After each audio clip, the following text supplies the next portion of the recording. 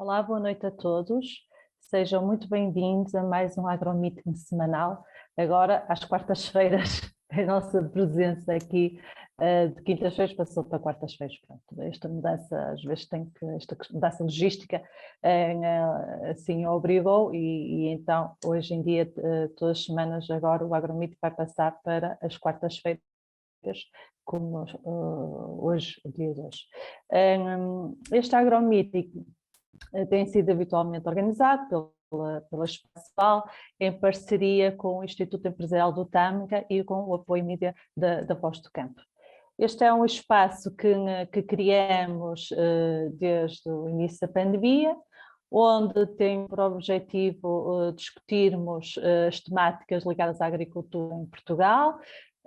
Para tal, convidamos especialistas que achamos que têm massa crítica sobre as temáticas que queremos discutir, nomeadamente o setor agrícola, a parte agroindustrial e o turismo. E onde pretendemos também abordar todas as dinâmicas dos negócios no mundo rural e, no fundo, também o posicionamento do espaço visual como consultor especialista na área. O evento é emitido em direto nas nossas redes sociais, o Espaço Visual. No entanto, relembramos a todos os participantes que as questões estão limitadas aos participantes inscritos neste evento. O link está disponível na nossa página Facebook, que poderão aceder, registar-se e colocarem então as questões que entenderem sobre as temáticas. Hoje o nosso tema que vamos debater é a produção de pinhão. Em Portugal, a produção de pinhão é uma atividade muito interessante, que pode gerar riqueza e exportações, tirando partido de solos, por vezes, menos férteis, sendo que, para tal, se tenha que dominar as questões da adaptação a climas e solos, assim como todos os pormenores técnicos que fazem a diferença, seja na escolha das plantas, na preparação de terreno, para a sua implementação, seja ao nível das operações culturais. Na perspectiva do espaço visual, é uma cultura florestal que se aproxima da cultura agrícola, sobretudo pela rentabilidade potencial e pela necessidade de mão de obra. Para nos aclarar, então, estes pontos fortes e fracos desta produção de pinhão, temos então connosco o conferencista, o engenheiro António Gonçalves Ferreira, que é formado em Engenharia Agrícola pelo TAD e tem mestrado em Economia Agrária pela Universidade de Londres. É gestor e produtor florestal na região de Ribatejo e Alentejo.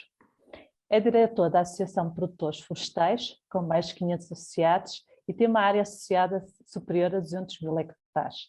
É também presidente da direção da UNAC. Então, sendo assim, engenheiro António Ferreira, muito obrigado pela sua presença. É um gosto tê-lo por cá. E então, hoje em dia, o pinhão já é intitulado como caviar da floresta, o ouro branco. Penso que é mesmo assim, engenheiro. Sim, senhora. Boa noite, Sónia. Boa noite a todos. Muito obrigado por este convite e tenho imenso gosto em participar neste ciclo de iniciativas e de conferências do Espaço Visual, que me parecem muito interessantes e que penso que são muito abrangentes e, em termos de temas e de assuntos, e não deixam praticamente nada por tratar. É verdade, o pinhão na realidade hoje em dia é uma produção, uma atividade com muito interesse, com características muito interessantes e que pode ser muito melhorada, penso eu, em termos nacionais, tanto em termos do país, em termos de várias regiões.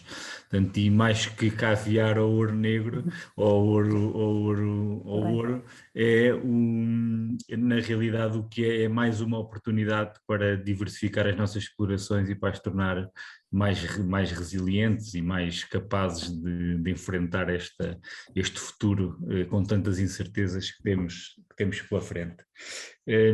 E é um bocadinho isso que eu vou tentar mostrar aqui neste tempo que vamos estar aqui em conjunto, que é as características principais desta cultura e desta fileira, desta espécie que, sendo florestal, é também agrícola, que sendo uma espécie mais do sul também chega bem ao norte, e que pode ser uma alternativa e um complemento muito interessante em termos produtivos.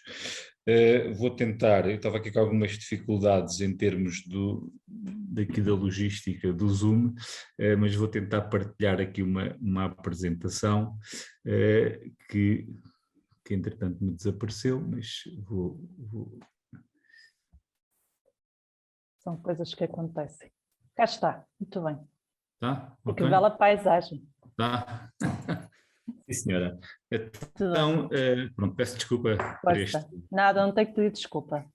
pequeno bug informático, mas pronto, então vamos lá. O Pinhamanso e perceber se ele é ou não uma opção com futuro. Muito bem. Este mapa, este gráfico cheio de riscos e de setas, no fundo tenta demonstrar aqui um bocadinho o que é o mercado mundial de frutos secos e aquilo que a Europa representa em termos da dinâmica de fluxos desse mesmo mercado. Nós estamos no centro do consumo de frutos secos a nível mundial. E se fizermos aqui depois um insight a nível europeu, verificamos uma coisa estranha, que é uma que não é estranha, que é as coisas convergem para o centro da Europa, para aquele centrão do norte de França, Bélgica, Holanda, Alemanha, Inglaterra, e estranhamente nada sai de Portugal. Portanto, nós estamos num enquadramento que é um enquadramento de grande consumo, um enquadramento onde nós temos um produto que parece ser de elevado valor, mas onde na realidade não há um fluxo direto de Portugal para os mercados consumidores. Consumidores de quê? Consumidores de pinhões, mas os pinhões não são todos iguais. Basicamente, há 4 tipos de pinhão no mercado mundial. O Pinus Spinia, que erradamente também é chamado Italian Stone Pine, ou em inglês o apelidam assim, o pinhão chinês, o pinhão coreano e mais alguns pinhões do centro da Ásia. Portanto, e no fundo é neste mercado que nós, com um produto que gostaríamos de ver diferenciado, concorremos, um mercado com um elevado consumo a nível europeu, mas do qual nós não conseguimos ainda a nível nacional participar do valor acrescentado que ele pode traduzir em termos de retorno ao país e aos produtores deste produto. Eu ia tentar, assim, rapidamente dar uma visão do que é a fileira do pinhão e do pinheiro manso e da pinha, falando um bocadinho, fazendo aqui uma pequena resenha histórica, porque é interessante ver, porque isto começou há muitos anos, depois mostrar um bocadinho o que é o pinheiro manso em Portugal, o que foi o salto tecnológico que se deu nos últimos anos, com a introdução de um conjunto de técnicas da enxertia, de uma condução um pouco diferente dos povoamentos e da mecanização da colheita, e depois olhamos aqui um pouco para o que é o mercado da pinha e o mercado do pinhão, e acabar aqui só com meia dúzia de notas e de sugestões para quem depois quiser aprofundar o seu conhecimento nesta área. As referências à opinião são muito antigas, há registros de entre 9.000 a 6.000 a.C., em grutas, em desenhos rupestres, em várias localizações ao longo do Mediterrâneo, e os frutos secos e as sementes, que incluem também, neste caso, os pinhões, estão referenciadas como ligadas como um alimento de alta qualidade, com qualidades medicinais, com elevado valor energético e nutricional. Há sempre a história que acompanhavam as provisões das religiões romanas, eram usados no tratamento de várias coisas, infecções respiratórias, pulmonares, imensas características nessa área. Até antes disso, já os egípcios também usavam e referiam este produto como muito interessante nessas áreas, e a nível nacional nós temos uma grande tradição de consumo de pinhão, mais a sul do que a norte, acompanhando várias gastronomia, doçaria, é muito característico da região de Alcácer do Sal e no Alentejo, mas está um pouco divulgado ao nível do país inteiro. Desde os consumos mais tradicionais, as tradicionais pinhoadas e os doces de ovos com pinhão, até utilizações mais modernas, e penso que não há hoje chefe que se preze que não use o pinhão como ingrediente dos seus pratos mais refinados, e temos aqui dois pratos, um do Jamie Olivier e outro do José Avilés, ambos com o pinhão como um dos seus ingredientes. Mas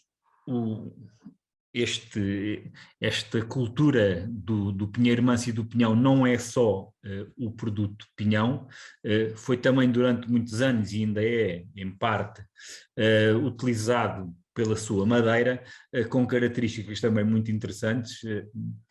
Tiveram uma função determinante nas construções das caravelas portuguesas, dos antigos barcos que nos permitiram chegar onde chegámos, e também na recuperação da Baixa Pombalina, em que muitas das estruturas do suporte dos prédios foram feitas em madeira de estacaria de pinheiro manso.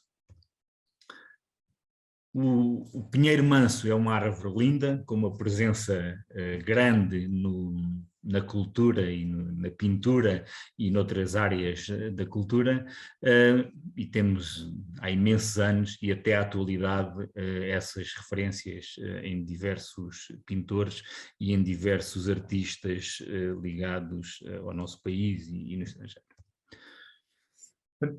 Com este enquadramento, só para percebermos que isto não é uma árvore de hoje, é uma árvore milenar, o que é o pinheiro manso hoje em Portugal? Basicamente, Portugal tem uma grande concentração de pinheiro manso na sua zona sul, Val do Tejo, Val do Sado e até ao Algarve, mas o pinheiro manso está um pouco distribuído por todo o Mediterrâneo, em Espanha, um pouco por todo o lado, na costa mediterrânica francesa, em Itália, em ambos os lados da bota, e depois também mais disperso na Grécia e com alguma expressão na Turquia e mais no Médio Oriente, no Líbano e na Síria.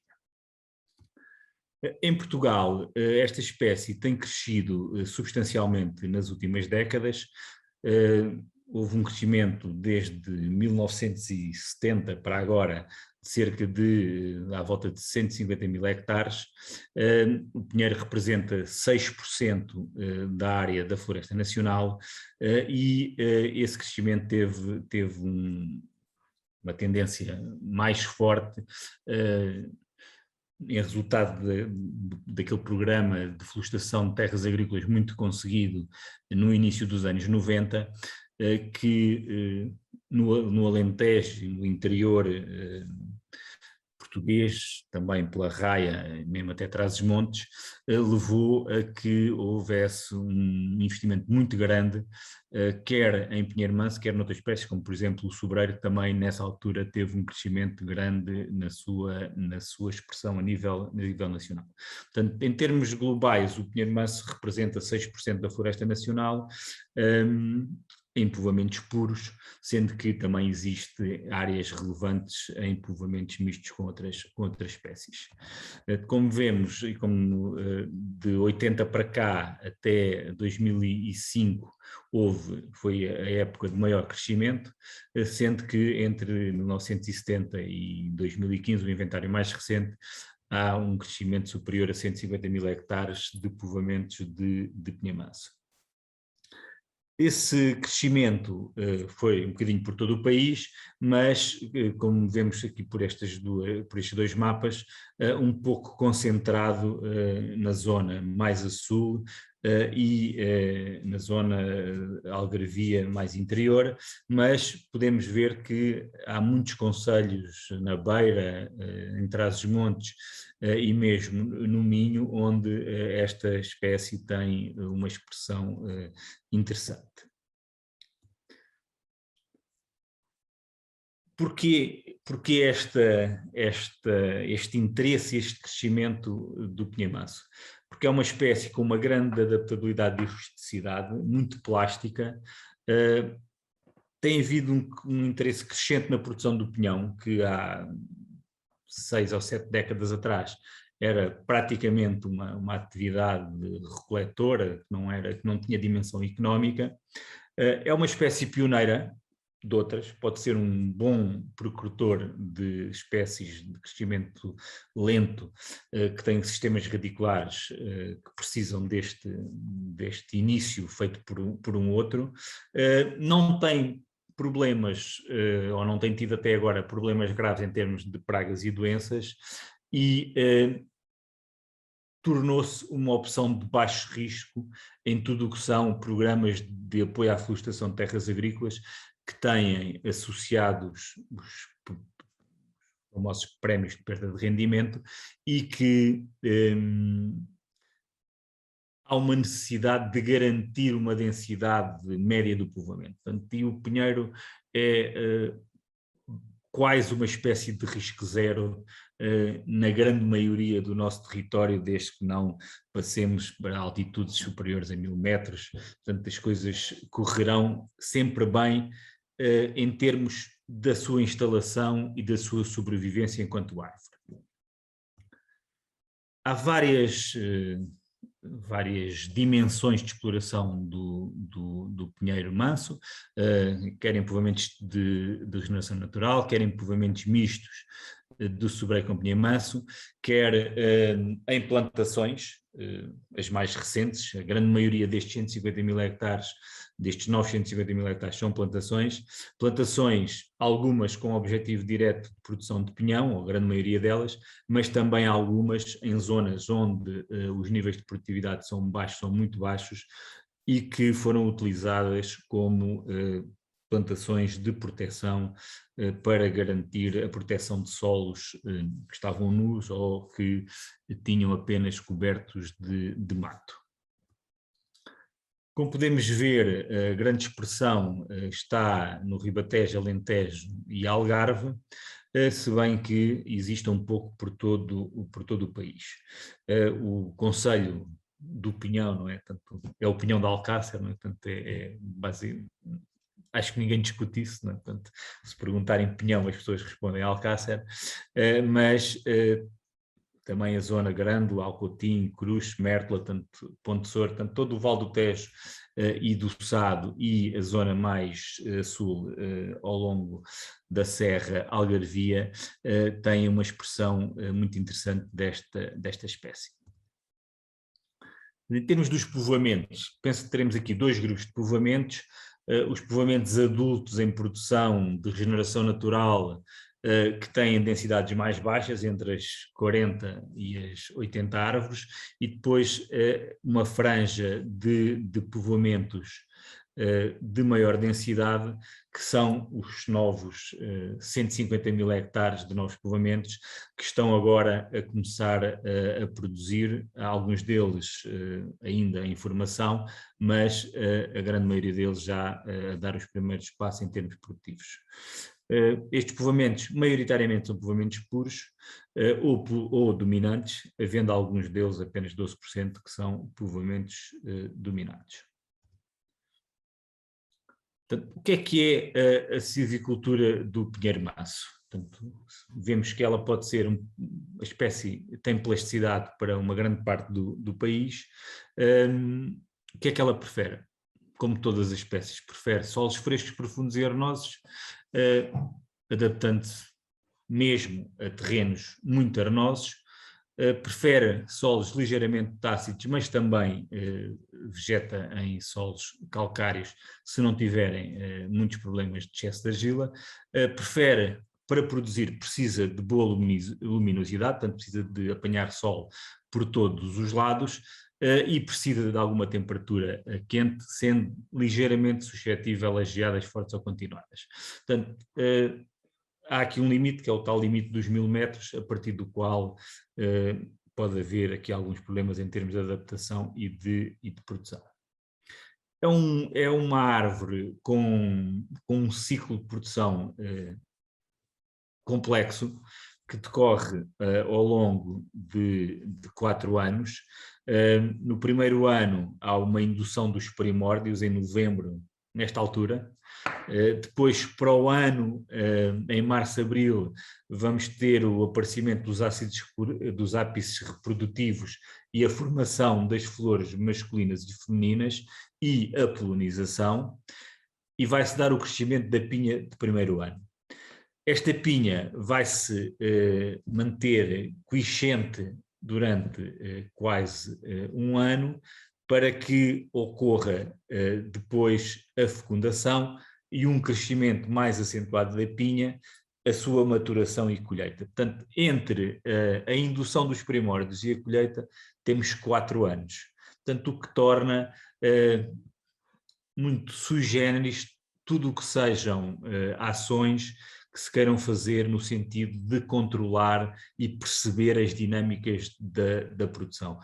Nós parece que temos um fado agarrado às espécies florestais interessantes em Portugal, nomeadamente o pinheiro manso e o sobreiro, que têm uns ciclos produtivos de tal maneira complexos que é muito difícil trazer a investigação e andar para a frente com a investigação sobre estas duas espécies tão icónicas do nosso país. Portanto, é o aspecto das pinhas, a pinha do primeiro ano, que se vai desenvolver, isto é o que teremos para o ano em abril, maio, depois a pinha do segundo ano, e esta pinha 3, esta pinha maior, esverdeada, será a pinha que nós vamos ver formada nas árvores no ano da colheita, sendo que na altura entre abril e maio, e depois vamos ela vai acastanhar, vai-se mexer, e vamos escolhê-la depois a partir de dezembro, que é a época legal de colheita. Portanto, pondo essas pinhas na árvore, portanto, vamos ver umas coisas muito pequeninas que se vão manter pequenas durante quase 2 anos, e depois, a partir de maio do último ano, vão ter um crescimento quase exponencial, tanto de tomar o tamanho, chegar a ter entre 300 a 400 gramas de peso médio. Em termos da silvicultura mais intensiva, da plantação, não há um grande consenso sobre o compasso ótimo. Varia em compassos de instalação entre os 5x5, os 6x6, ou até alguns com maior densidade. Haverá sim um consenso no que será o compasso final, que será qualquer coisa na casa das 80 árvores por hectare. Portanto, mais que isso não permitirá ter a tal captação da luz solar por todo o raio da árvore. Isto obriga necessariamente a desbastes, que são operações morosas e que nem sempre têm um grande retorno produtivo. Desbastes para quê? Para eliminar o excesso de competição, para não permitir o tal ensombramento das copas, que é o que permite depois uma boa fecundação e um bom desenvolvimento das flores masculinas e femininas, e também ter árvores em que a colheita seja facilitada, com um tronco único, com copas que sejam frondosas, que as árvores não estejam dominadas e que tenham características para uma boa presença de pinha. Portanto, isto é uma fotografia de um pinhal com cerca de 15 anos de idade, que foi bem conduzido desde o início, e como vêem, não há árvores a tocarem-se, estão bem ensolaradas, as copas estão bem formadas, e estamos aqui na presença de um povoamento com potencial futuro.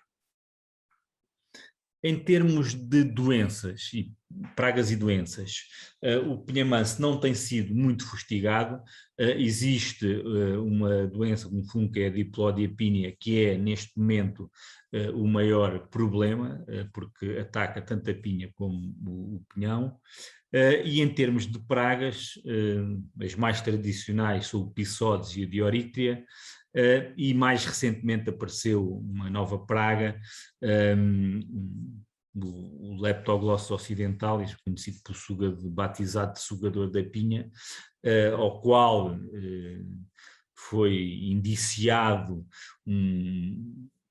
uma redução substancial do rendimento das pinhas que houve no início da década passada, ali nos anos 2013, 12, 13, 14, mas que, graças a Deus, se verificou hoje em dia que foi um fenómeno pontual e ultrapassado, uma vez que os rendimentos médios da produção das pinhas voltaram a valores próximos dos históricos, acima dos 2, 3%, e de algum modo esfumou-se este perigo de haver aqui uma nova praga que tivesse a pôr em causa a produção a nível nacional.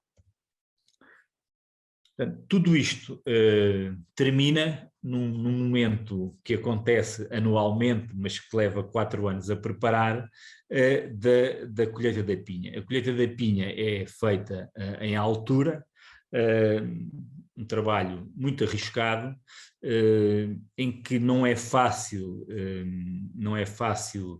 cumprir adequadamente todas as regras de segurança, apesar de algumas tentativas que existiram de se trabalhar com outro nível de segurança, mas que pensamos que neste momento existem soluções, como tentarei mostrar mais à frente, que poderão de algum modo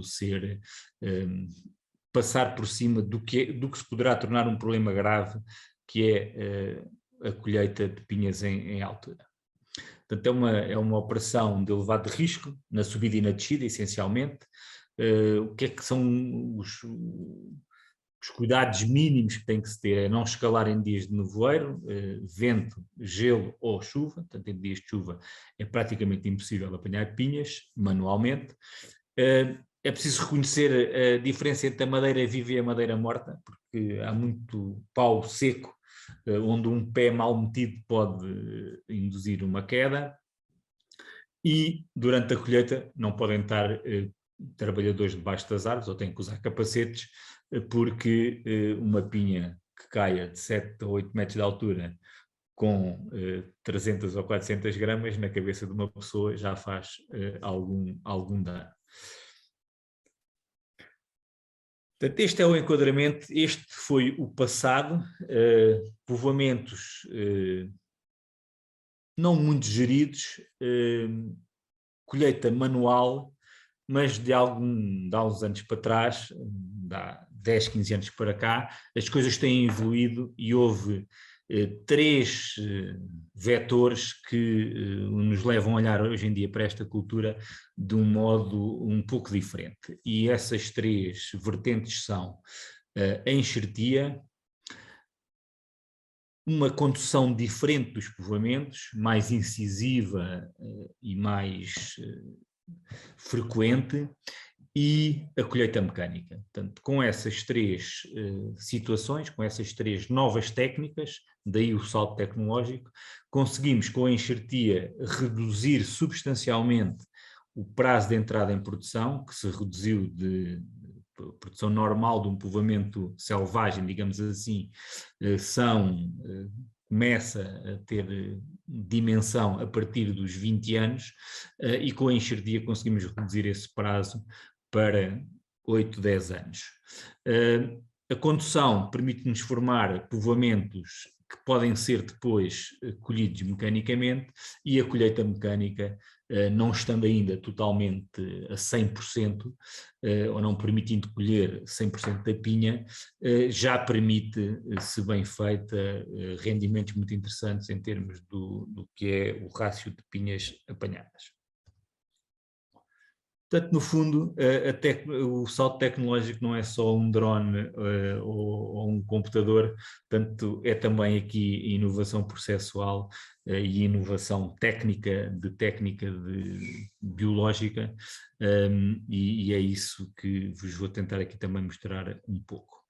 A enxertia é uma enxertia de fenda terminal, que é efetuada no final de abril, entre abril e maio, depende do ano, da temperatura e da umidade, e do grau que induz o grau de desenvolvimento de garfos e de porta-enxertos. Passado tanto esse processo de enxertia, portanto, no fundo o que estamos a fazer é estamos a colocar um garfo de uma árvore adulta dentro de um porta-enxerto jovem. Portanto, e não temos que esperar os 15 anos que faltam para haver uma diferenciação efetiva e uma produção substancial. Portanto, os garfos são colhidos nas árvores adultas, portanto no topo da árvore, numa operação também relativamente arriscada, são devidamente condicionados em arcas térmicas, e depois a enxertia é feita no campo, diretamente nas árvores, árvores que tenham entre 80 a 1 metro e pouco de altura, que se possa trabalhar à altura do peito, portanto feita com uma navalha ou um bisturi, com uma tesoura de poda, e depois portanto, uma enxertia normal, tem uma fita de PVC e depois tem um saco plástico perfurado e um saco de papel que envolvem a enxertia durante os primeiros meses. Isto foi um trabalho feito, nasceu nos serviços florestais na região de Alcácer, e é sempre bom lembrar que é uma técnica totalmente nacional, portuguesa, e eu lembro sempre aqui a engenheira Maria Augusta Vacas de Carvalho, que foi a grande divulgadora desta técnica e deste passo substancial da nossa nova produção de pinha em Portugal. Agregado a isto, vieram também uns modelos de silvicultura mais incisivos, porque, como sabemos, estas operações têm que ser feitas atempadamente para permitir formar árvores com características adequadas para depois podermos fazer então a sua colheita em termos mecânicos. Portanto, e é esta a terceira haste desta tripeça, que é termos um método de colheita que permita em segurança conseguirmos ter as nossas pinhas no chão. Isto penso que se terá a ver, portanto, no fundo o que faz é como se fosse um vibrador de azeitona que agarra a árvore, portanto, e depois durante uns segundos procede à sua vibração e as pinhas vão cair portanto, direto no chão. Portanto, o vídeo não está muito visível. Agora, há ali 3 momentos de vibração, pronto, o que caiu, caiu, a máquina agora vai parar, portanto, e vai passar à árvore seguinte. Portanto, as máquinas podem ser acopladas em tratores ou em tipo Manitou, portanto, em outro tipo de equipamento, mas tanto a funcionalidade é a mesma, tanto e o modo de trabalho é muito equivalente. Portanto, o que é preciso aqui, o que é importante? O operador tem que ter alguma formação, deve-se também evitar a colheita em dias muito frios, porque pode ter a produção dos anos seguintes está lá, e a vibração pode quebrar e fazer cair a produção dos anos seguintes, e a vibração tem que ser restringida aos tais 5 a 8 segundos, porque o que fizermos daí para a frente estamos a pôr em causa a produção do ano seguinte. Portanto, daí a necessidade dos operadores terem uma formação e terem um cuidado muito grande com esta operação. Portanto, com isto conseguimos acréscimos de rentabilidade, de segurança e ter um novo modelo de produção que nos permite olhar para o futuro desta espécie de um modo muito interessante.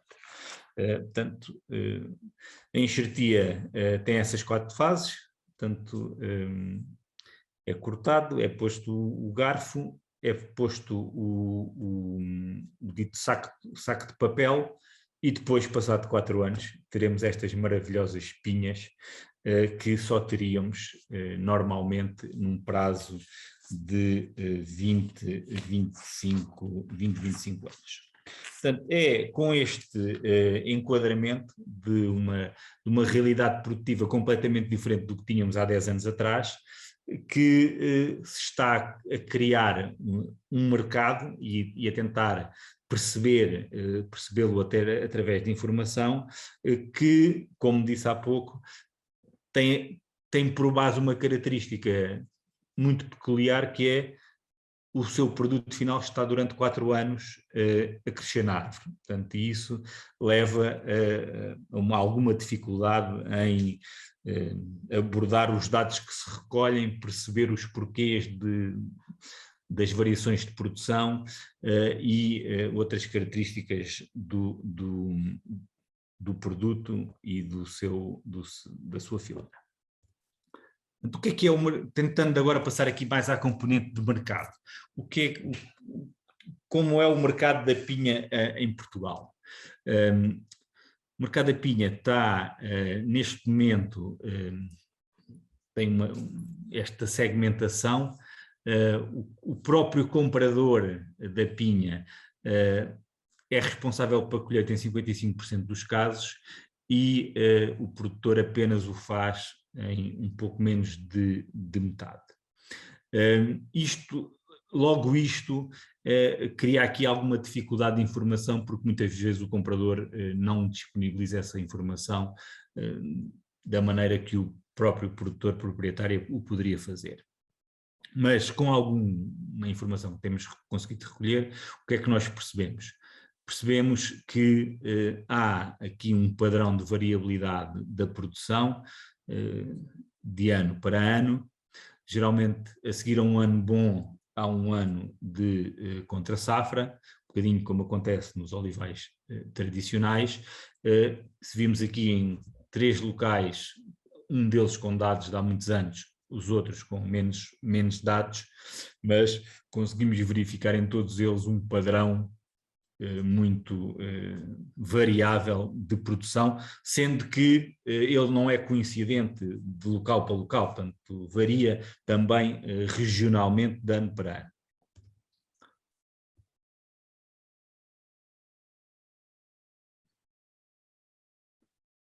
Portanto, o que é que são aqui as coisas que podem ser mais condicionantes? É a precipitação do ano anterior à formação dos primórdios, portanto, no fundo, o que choveu este ano não foi um ano extraordinário, porque choveu muito pouco até agora, apesar de não ter havido muito calor no verão, e a precipitação do outono anterior à maturação da pinha, portanto, porque é o momento em que a pinha tem aquele salto de crescimento.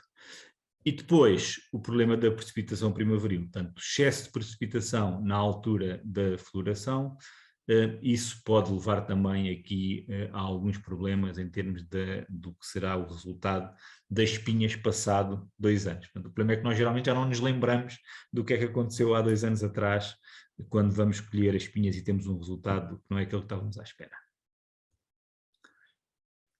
Se olharmos não em termos da produção total, mas do peso médio das pinhas, naquele mesmo local onde tínhamos mais dados lá atrás, verificamos que também aqui há uma diferenciação grande de ano para ano em termos do que é o peso médio das espinhas, e nem sempre nos anos em que há mais produção as espinhas são menores. Portanto, tem muito a ver com as características climáticas de cada ano. De há uns anos para cá, desde 2016, 17, porque a campanha decorre entre dezembro e março de um ano, de 2 anos, não é? A Associação de Produtores Florestais de Cruz tem feito um estudo em 10 locais anualmente, sempre nos mesmos locais, que nos permite ter daqui, nos últimos 5, 6 anos, uma informação já mais substancial sobre o que são os rendimentos e as características das produções. Portanto, com esse inquérito, com esse trabalho e também com um inquérito desenvolvido pela UNAC, conseguimos também já ter alguma ideia do que é a dinâmica do mercado, em que cerca de 26% a pinha vai diretamente para a Espanha, para exportação, maioritariamente para a Espanha e para a Itália, e a restante, apesar de estar aqui classificada como destino Portugal, nós sabemos que depois grande parte dela é depois revendida e o seu valor acrescentado é levado para a Espanha e para a Itália, basicamente. Se vimos aqui em termos do preço médio de comercialização, na realidade, nos últimos anos tem havido aqui uma tendência crescente dos preços, e aqui temos na linha azul o que tem sido o preço médio de venda de pinha no mercado nacional, e na linha verde temos o preço da Bolsa de Reus, que é o mercado de origem que disponibiliza essa informação. E o que verificamos é que nos últimos 5 anos a evolução do preço do mercado do pinhão na Bolsa de Reus tem sido muito a mesma do que tem sido a evolução do preço da pinha no mercado nacional. Portanto, enquanto que na década anterior havia aqui um desfazamento de quase 1 ano entre a evolução do preço da Bolsa de Reus e do pinhão na Bolsa de Reus e do preço da pinha no mercado nacional, a partir de 2016, 2017, parece que houve aqui alguma alteração e as coisas ficaram mais ligadas à rentabilidade do ano e ao comportamento do mercado do pinhão no próprio ano. Portanto, tem sido uma época, um período muito interessante, com os preços a atingirem valores muito simpáticos para a produção, sendo que isto também, de algum modo, tem permitido a condicionar um aumento também substancial do que têm sido os custos de colheita da pinha. Portanto, tudo isto faz sentido porque existe um mercado do pinhão, portanto, um mercado dos frutos secos, que puxa por este nosso mercado de produto mais indiferenciado. Se formos ver o mercado dos frutos secos, das nuts, é um mercado enorme em termos mundiais, em que a China é aqui o grande player, e onde nós, os pine nuts, somos praticamente somos um pequeno ator, não é?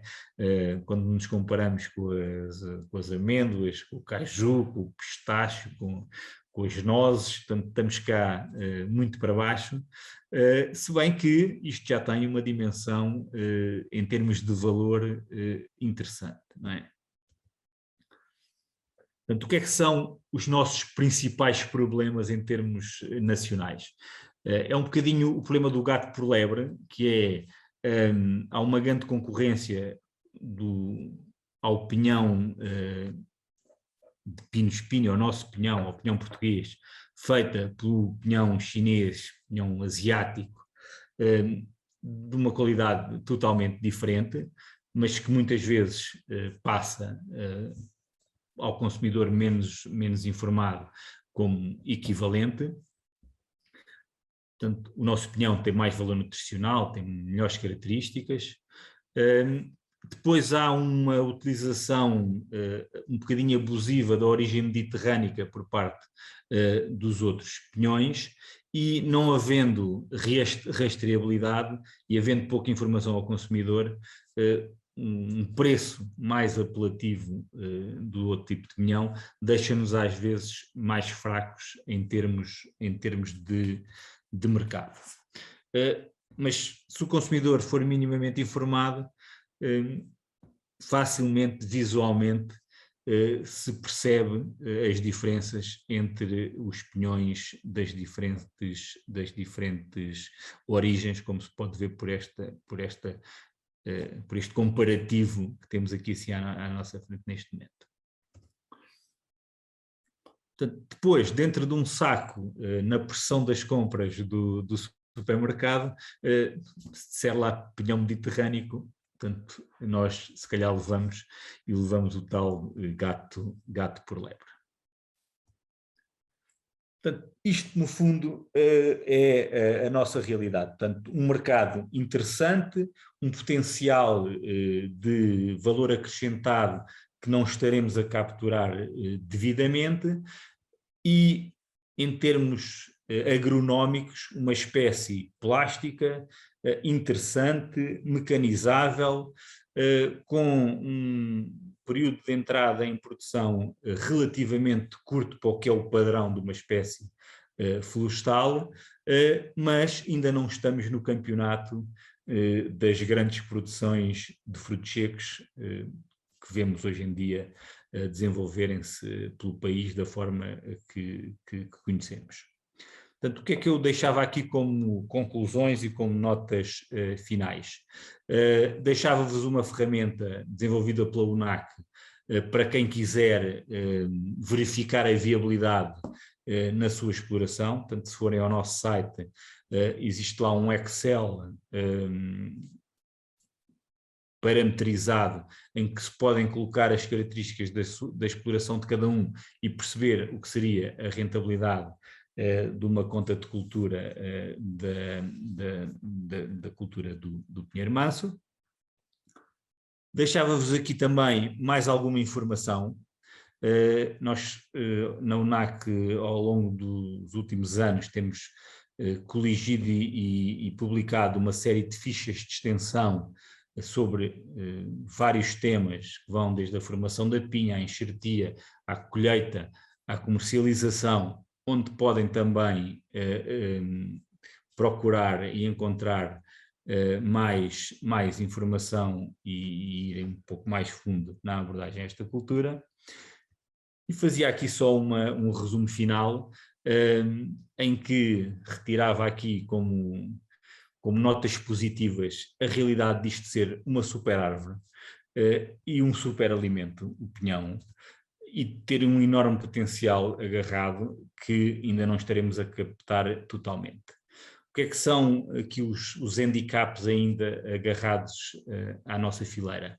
É a técnica produtiva que ainda não está totalmente dominada. Portanto, nós ainda temos, por exemplo, taxas de enxertia variáveis, ainda não garantimos um sucesso superior a 60-70%, e o valor acrescentado nacional que está parcialmente perdido, uma vez que a grande maioria da pinha é exportada em bruto, e o valor, o ouro da floresta, não estamos a dar o ouro ao bandido, mas estamos a dar o ouro a terceiros, quando poderíamos fazer com que ele ficasse cá e criasse valor no nosso país e nas nossas regiões.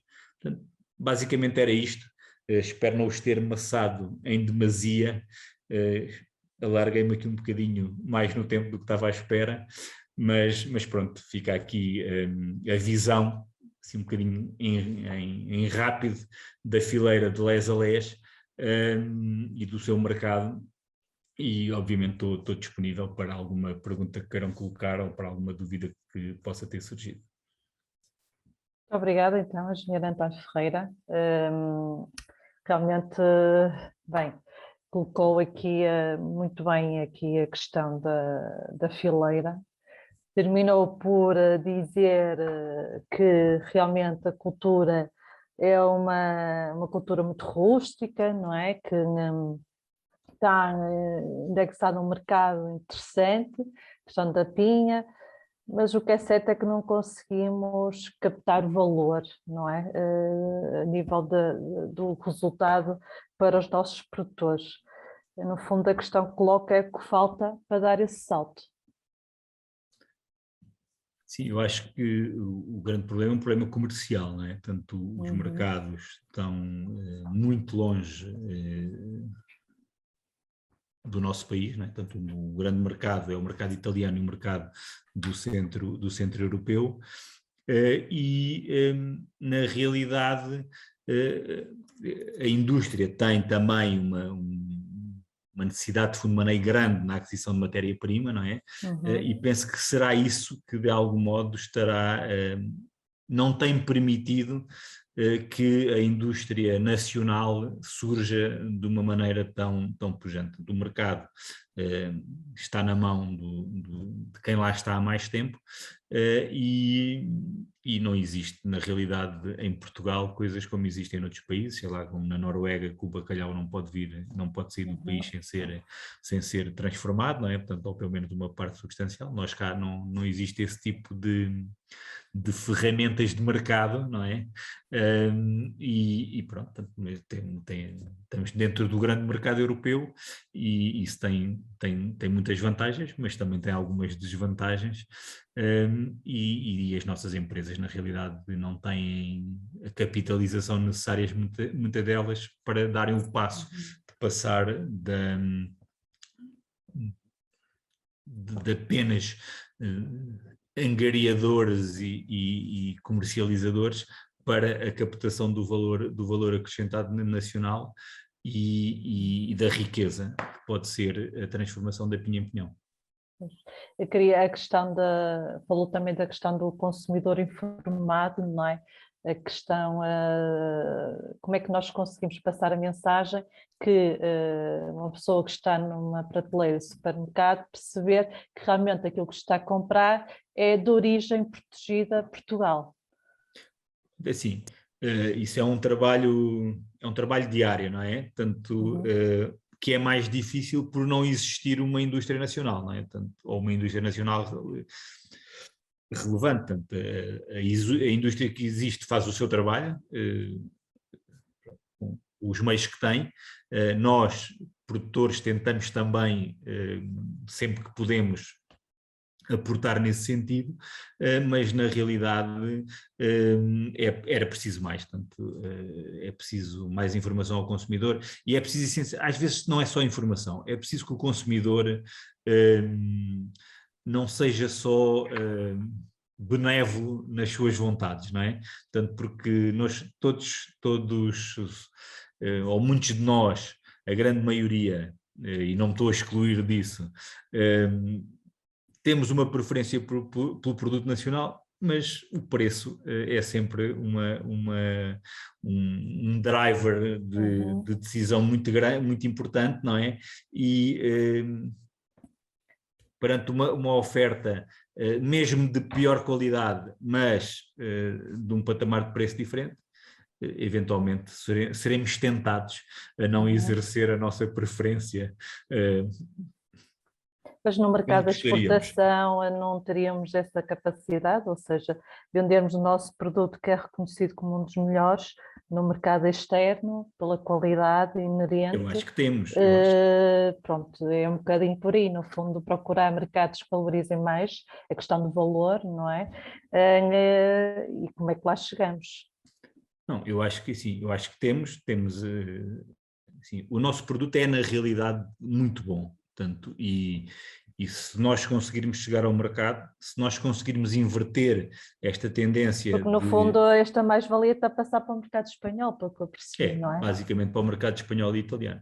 Portanto, se nós conseguirmos capturar uma cota de mercado, o nosso produto é um produto com uma qualidade diferenciadora. Então, no fundo, na sua opinião, no fundo a grande aposta tem que passar por aí, não é? Mas é uma No aposta... fundo, a fileira a organizar-se, a agroindústria, de forma a criar valor, criar uma origem protegida a Portugal para exportar para mercados que paguem melhor o nosso produto. Sim, isso. O caminho passa por aí. Portanto, o caminho para reter a mais-valia em Portugal passa por empresas transformadoras fortes, parcerias de fileira ou outras, não é? Que permitam garantir que uma parte do valor acrescentado fica cá. Muito bem. Então vamos agora passar aqui a questões do nosso chat. Temos aqui imensas questões. Podemos começar então. Ora bem, boa noite. Obrigado por esta conferência. Quantos anos demora até se poder enxertar um pinheiro com ramos de pinheiro manso? Penso que aqui já foi um bocadinho. É assim, em termos tem a ver com a dimensão que o goma apical do pinheiro tem, não é? Mas geralmente aqui em regiões médias, com precipitações na casa entre os 550 e os 700 milímetros, eu penso que facilmente ao fim de entre os 4 e os 6 anos é possível realizar a enxertia. E quantos anos após a enxertia demora até chegar à plena produção? 4 anos. 4 anos. É sempre 4 anos. É sempre a cada 4 anos algo acontece. Ela produz todos os anos, mas demora sempre 4 anos. A pinha já lá está há 4 anos. Já lá está. Depois são ciclos de 4 anos. Muito bem. Qual a melhor fertilização para a plantação? E nos primeiros anos até chegar à plena produção? Pronto, isso aí gostava imenso de lhe saber dizer, mas não sei. Nós temos um projeto chamado Fertipinha, um grupo operacional que está neste momento a dar os seus primeiros passos em termos de resultados e espero muito sinceramente que durante o próximo ano, até no primeiro semestre do ano que vem, consigamos ter já resultados consistentes sobre o que pode ser uma fertilização adequada para a cultura do pinheiro manso. Muito bem. Então a Rosa Maria questiona qual o compasso aconselhado na plantação do pinheiro manso, que você também já falou sobre esse tema. Sim, o compasso, pronto, não existe uma coincidência técnica sobre esse assunto, mas compasso, neste momento, eu, por exemplo, utilizaria um compasso 6x3 ou 6x6 para compasso inicial e pronto, para depois ter um compasso, uma densidade final de cerca de 80 árvores por hectare, à volta de 70 árvores por hectare, 70, 80 árvores. Muito bem. Para permitir também depois toda Sim, um bom ensolarramento de toda a copa. Para toda a copa, exatamente. Devem-se enxertar todas as aves do pomar alternadamente, mas sim ou não? É assim, é uma questão de custo, não é? Portanto, a enxertia tem um custo relativamente elevado no sentido, se forem muitas árvores, é mais elevado, não é? O valor global será maior, mas pode ter as duas opções, pode optar por fazer tudo, e durante uns anos isso vai funcionar, mas sabe que passado se calhar 10 anos, 12 anos, 15 anos, vai ter que desbastar o povoamento com um desbaste forte de 50% da sua densidade e vai perder essas árvores. Portanto, fazendo as contas, se houvesse garantia que todos os enxertos, ou que uma parte substancial dos enxertos pegariam, eu faria em todas as árvores. Um compasso 6x3 faria em todas. Muito bem. Uma das questões que, já agora, uma vez que fala na questão da enxertia, da mão de obra, pelo que percebi, esse é um dos problemas. Não há muitos especialistas a fazerem essas enxertias, ou Não, existe? não há muitos, mas é Uhum. uma técnica relativamente fácil, portanto não é É. uma... Então é uma questão de formar as pessoas e criar É equipas, uma no questão fundo. de formação. Ok, muito bem. É. Quanto tempo após o excerto deve ser feita a desrama?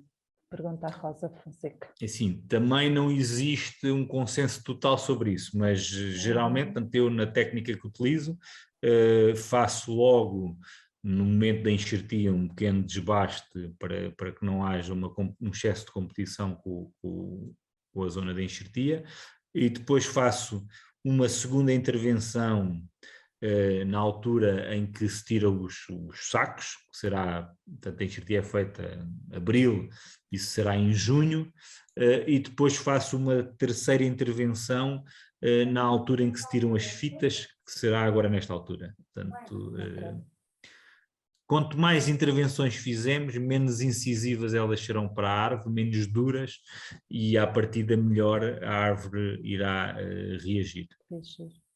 Depois da desrama, quanto tempo demora a produção das primeiras pinhas? As primeiras espinhas são os tais 4 anos. 4 Se nós anos. enxertarmos este ano, teremos espinhas, portanto, uma enxertia de 2021 dará pinhas em 2025. Ok, muito bem. Quanto vale para o produtor cada quilo de pinhas? Quanto pesa em média cada pinha? Pronto, isso, como viram no gráfico, o ano passado a pinha colhida valeu entre 1,40 € a 1,50 € o quilo. E a outra pergunta que fez era? Era quanto vale para o produtor cada quilo de pinha e quanto pesa em média cada pinha? Pronto, o peso da pinha é muito variável, pode variar entre 250 e 400 gramas, seria os limites, mas os pesos médios andam na casa das 300. Se tivermos que fazer uma conta de cabeça, 4 são pinhas, 1 quilo. 3 pinhas, 1 quilo. 3, 4, sim, 3, ok. 4 pinhas, 1 3, quilo. 1 quilo, Sim. ok. Qual a quantidade de pinhão que se pode tirar de cada pinha? Isso depende muito, não é? Portanto, é o tal problema do rendimento. Claro. O rendimento varia entre 2% e 4%, diria eu, mas nos últimos anos os rendimentos médios andam na casa entre os 2,5% e os 3%. E os 3%, certo. A Rosa Maria, qual é a produção que posso esperar de uma árvore em início de produção e em idade adulta? Essa aí eu vou passar. Portanto, ok. não queria estar assim, é muito variável. É muito variável. É muito variável. Mas o que é que faz variável? Podemos ter árvores a produzirem 10, 15 pinhas ao fim de 5, 6 anos. E há célebres árvores que davam as 1000 pinhas, não é? Portanto, pronto, assim, eu tenho uma experiência numa exploração que estava sobre a minha gestão, no ano de 2011, que foi o ano da hiperprodução, em que houve dois trabalhadores, dois coletores de pinha, não é? Que subiram para a árvore, vieram almoçar e ainda tiveram que subir a seguir ao almoço para acabar de apanhar as pinhas. Portanto, depende muito da dimensão da árvore, não é o que se fala num povoamento gerido e enxertado, é qualquer coisa na casa entre os 1.500 e os 2.000 quilos por hectare, não é? Portanto, ok, muito bem. O Cardoso questiona em relação às pragas e doenças, também já falou um bocadinho sobre isso. A Rosa Fonseca questiona o quanto é comprada a pinha ao produtor. Sim, a pinha ao produtor depende muito do se é apanhada pelo produtor ou se é na árvore, não é? Portanto, se for apanhada pelo produtor, já falámos, o ano passado esteve na casa de 1,40 €, 1,50 €. Se for na árvore, com a colheita por parte do comprador, custo da colheita anda sempre entre os 40% e os 60% do valor da pinha, não é? Portanto é muito variável e depende do povoamento, do local, do tipo de árvores, portanto, da quantidade de pinha que existe, portanto não é fácil dar um número fechado para isso, mas não é? Em termos médios, se contar que 50% do preço é o custo da apanha, portanto o preço da pinha seria metade disso, não é? Portanto o rendimento para o produtor seria metade disso. Falam aqui na questão em relação aos erros mais frequentes que têm impacto na produção. Na sua opinião, quais são os erros mais frequentes? Eu acho que o erro mais frequente com impacto na produção é a má condição inicial, portanto os povoamentos muito fechados, que ficam tipo um bosque durante muito tempo, têm, na minha opinião, sem ter dados científicos para o suportar, mas da experiência prática que tenho, esses povoamentos ficam quase marcados para a vida, não é? Portanto, têm muita dificuldade depois em ter o arranque produtivo. Então a densidade de plantação é fundamental e essa planeamento. A densidade, essencialmente a formação, portanto, a condução inicial do povoamento, desde logo, que hoje em dia com a enxertia está muito mais incisiva, é o garante de termos árvores em produção. Qual a superfície mínima que torna interessante esta produção, na sua opinião? Questiona Márcia Vieira. Não há uma superfície mínima, eu diria. Portanto, não. Mas, um hectare, se tiver um hectare é interessante, não é? Portanto, não... Mas na sua opinião, produtor para poder viver da atividade, quantos hectares é que necessitaria? Sim, para poder viver só da atividade tem que conseguir viver de outra coisa durante 8 anos, não é? Sim, com certeza, claro. Mas... E depois daí para a frente, assim,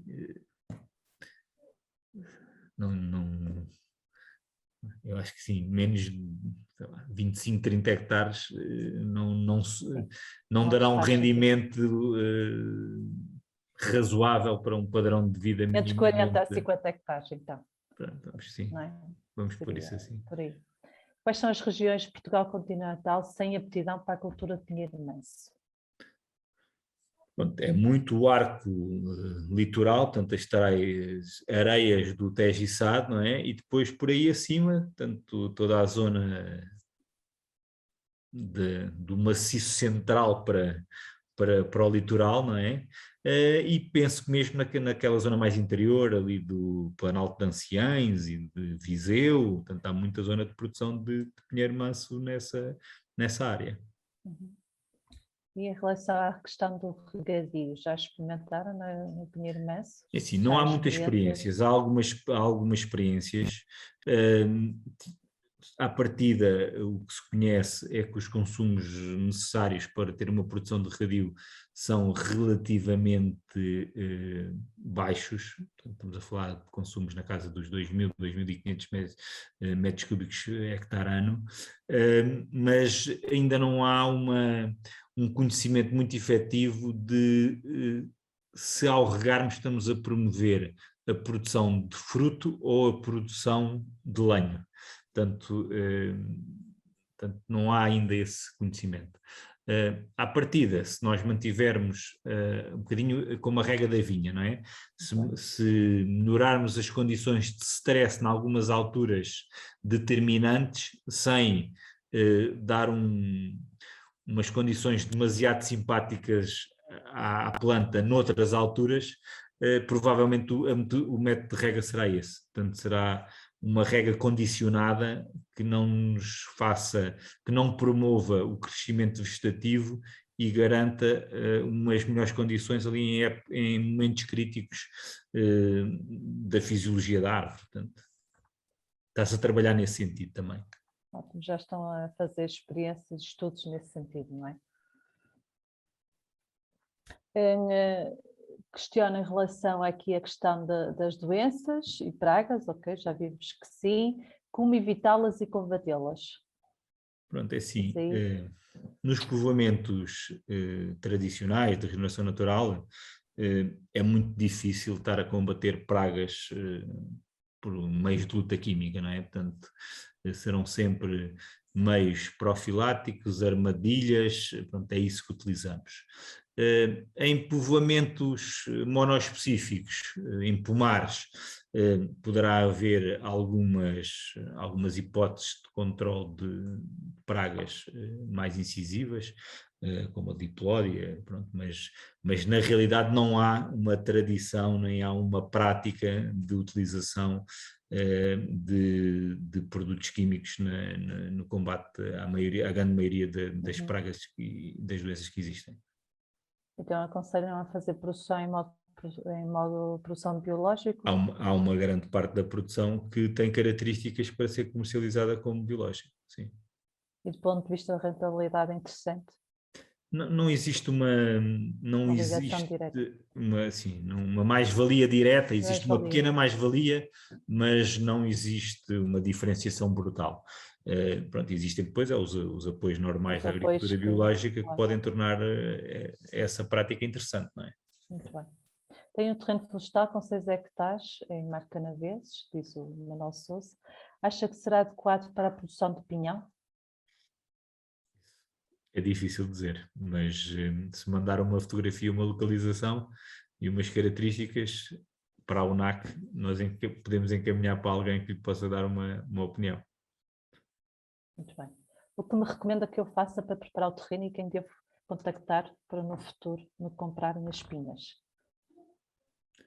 Pronto, a preparação do terreno depende muito do tipo de terreno, não é? Portanto, geralmente, tirando nas areias, portanto, onde isso não será necessário, mas em todos os terrenos que tenham algum imperme, portanto, seria uma ripagem, seria a preparação mais efetiva, e depois uma plantação no rego de balizagem, portanto, uma coisa relativamente simples. Muito bem. A Maria Costa fala da questão dos porta-enxertos ou cavalo. Pode ser qualquer pinheiro bravo ou é específico?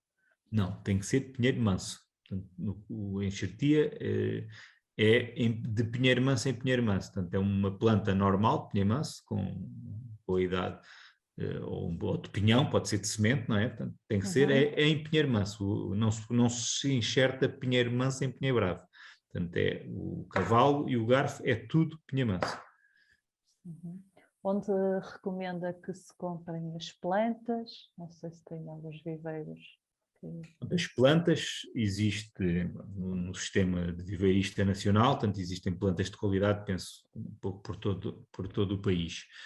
Os garfos, não existe tanto mercado, mas existem pelo menos duas associações, a Associação de Produtores Florestais de Cruz e a Associação de Produtores Florestais do Val do Sado, a ANSUB, que têm pomares de produção de garfos e que comercializam garfos. O António Oliveira, neste seguimento, diz: compre plantas de pinheiro bravo ou é mais interessante plantar e depois enxertar? Não, são coisas diferentes. Diferentes. Pinheiro bravo é Pinus pinaster, pinheiro manso é Pinus spinea. Não são enxertáveis um no outro. Claro. Portanto, quem quiser enxertar tem que fazer uma plantação de pinheiro manso e depois, quando o pinheiro tiver dimensão, quando tiver cerca de 80 centímetros, 1 metro de altura, fazer enxertia com garfos de pinheiro manso. Claro. O pinheiro manso está sozinho nas plantações ou fazem associações com outras espécies vegetais? Sim, há muito a plantação mista de pinheiro manso com a sobreira e com a azinheira, com pinheiro bravo menos. Eu diria que neste momento eu optaria por fazer povoamentos extremos, plantações só de pinheiro manso. A rentabilidade da gestão de negócio, não é? O Pedro Mendes questiona em relação à questão dos seguros. Há seguros contra incêndios das plantações de pinheiro manso e seguros contra o roubo das pinhas? Sim, em algumas localizações do país, sim. Portanto, a UNAC disponibiliza com o crédito agrícola, com a Rural Seguros, um seguro para povoamentos florestais que abrange, não abrange o país todo, mas abrange a nossa zona de influência, portanto, claro. os distritos de Castelo Branco, Évora, Porto Alegre, Santarém, Lisboa, Beja e Setúbal. Portanto, penso que são esses. Essa sua experiência foi uma experiência relativamente fácil, essa questão do seguro? Não, o seguro aqui na nossa região é relativamente fácil. Portanto, fazer a subscrição da apólice tem que ter plano de gestão florestal ou estar integrado numa Claro. ZIF, portanto tem que ter umas características mínimas, mas não tem qualquer problema em termos da subscrição do seguro. Okay. É aconselhável plantar pinheiro manso junto do pinheiro bravo? Questiona a Mirela Costa. Sim, à devida distância, sim, não é? Respeitando que o pinheiro manso precisa de apanhar sol para produzir, portanto, desde não ficar ensombrado, não tem qualquer problema. Muito bem. Então agora passamos para a questão de Tiago Pereira. O processionário lagarta do pinheiro não é considerado uma praga que afeta a produção? Não. Não, é uma praga que é complicada para as pessoas, não é? E para os animais, mas em termos produtivos não tem grande problema. Quer dizer, dependendo da dimensão, não é? Obviamente. Não é? Claro, e do grau de ataque. Felisberto Jesus diz então, tenho a ideia que esta atividade é muito rentável, quase em linha com os ganhos das culturas agrícolas de regadio, confirma? Está a aumentar em Portugal a superfície desta cultura? É potencialmente muito rentável, mas como existe o problema da ciclicidade da produção, que nós não dominamos, esse potencial não é totalmente concretizável. Não? Pois a questão de um ano ser produtivo e outro já não sei. Qual é a quantidade de pinhas que pode produzir um hectare de plantação de pinheiros mensos? É muito variável, mas entre os 1.500 e os 2.000 quilos por hectare. Sim. Exatamente. Após a plantação, atingir a plena produção, quantos anos se mantém o pinheiral em produção interessante? É assim, não há esse histórico. Portanto, há pinheiros centenários, não é? Com 150, 200 anos, portanto, não existe uma mortalidade por idade, existe alguma quebra de produção nos povoamentos mais antigos, que também foram povoamentos conduzidos de outra forma, alguns foram resinados, tinham densidades muito maiores e na realidade há povoamentos desses que deixaram de produzir. Agora não lhe sei dar-lhe uma idade de limite de produção. Nós as contas que fazemos nas contas de cultura é os 80 anos, mas penso que é um bocadinho uma componente um bocadinho teórica, não é? Muito bem. O Marco Costa questiona, no fundo, em relação a se aduva, ou sugere que se aduve, as plantações adultas de pinheiro manso. É assim, eu nas minhas plantações adubo. Estou à espera, ansiosamente, do dito grupo operacional que dará os seus resultados, em princípio, no primeiro semestre do ano que vem, para passar a adubar melhor, não é? Portanto... Ótimo. Alguma variedade de pinheiro manso que não cresça tanto em altura e que torne mais fácil a colheita? Não, o pinheiro manso que existe não há variedades, portanto, não há, claro. é a espécie e não há ainda há clones, portanto há algum trabalho na fixação de clones, mas não há uma experiência a esse nível. Não. No fundo aqui a questão da colheita manual acaba por ser um ponto fraco, não é? Por causa da questão da segurança dos operadores. Que operações recomenda fazer para a implantação do pinheiro manso? A implantação, pronto, é o que eu já disse há pouco, portanto, se houver imperme uma ripagem, depois uma balizagem, portanto, é suficiente. Então o Tiago questiona se Portugal tem indústria para extrair o pinhão das pinhas. Tem alguma indústria, portanto, ela compra uma parte substancial, revende a grande maioria, claro. E não sei dizer qual é que é a dimensão, não é fácil termos esse número de que quantidade da produção nacional é transformada em Portugal, portanto, mas não é a maioria, portanto, é uma parte menor da produção. Parte. Vale a pena plantar apenas para a comercialização de garfos? Questiona o Tiago.